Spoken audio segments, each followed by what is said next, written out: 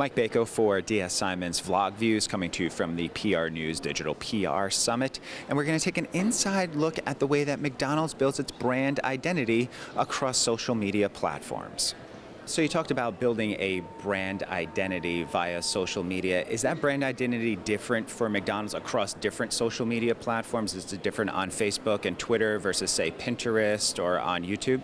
You know, our goal really is to have a common brand voice and common brand identity on all channels. So we have a consistent voice across all of them. So, you know, I think it's really important that you are unified and consistent so that what you see on Facebook is similar to what you see on Pinterest. It's going to look different, but it's going to have that common brand voice. And in terms of communicating that brand voice, hearing what customers have to say back to you, you mentioned in your speech about the idea of a cocktail party, listening to what people are saying instead of just jumping into a conversation in social media language, pushing your content onto people. How much of that listening takes place at a high level? Who's doing the listening and then the communicating?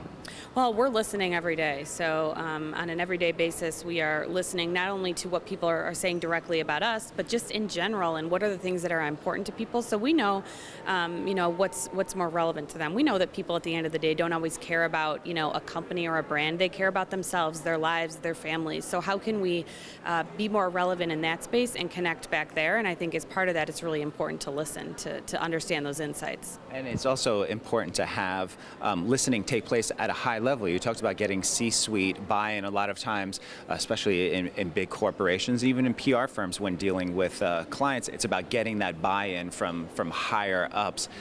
When did that take place? How have you found that to be successful? Well, we've had a number of different ways that we've been trying to engage our C-suite. We actually started what we call a Summer of Social program. So we had different tutorials and webcasts every week about a new social topic where we could really get them to understand and be part of it and listen and engage. So it's an ongoing process. It wasn't a one-time thing. It's a constant, you know, making sure that they're listening and understanding what people are, you know, perceiving about us online and all these different tools. And so they've been very supportive as a result in how we can continue to escalate in this space. And finally, you mentioned that perception online.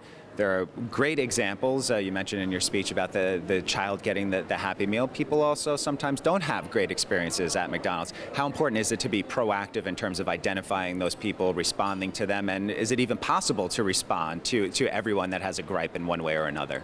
Yeah, you know, I think it's really important to respond.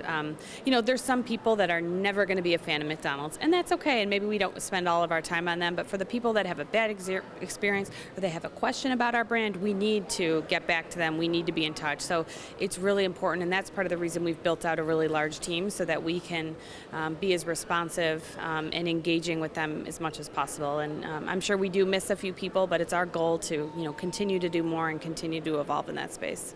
Excellent. Thanks so much. Oh, thanks.